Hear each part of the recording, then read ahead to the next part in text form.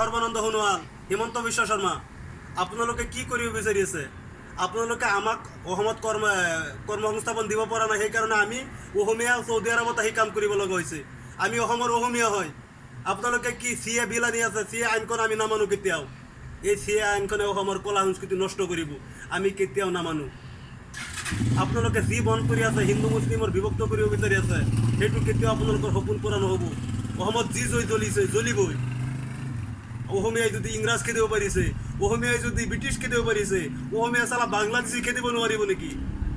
আপোনালোকে কি আমাৰ কলা সংস্কৃতি ৰক্ষাৰ দায়িত্ব নৰেন্দ্ৰ মোদীয়ে লৈছে, আমি কি ৰক্ষা কৰিব নোৱাৰিম নেকি? এতিয়াও সময় আছে। আপোনালোকক এটা কৰজোৰে অনুৰোধ কৰিছোঁ, এই আইনখন আপোনালোকে বাতিল কৰক।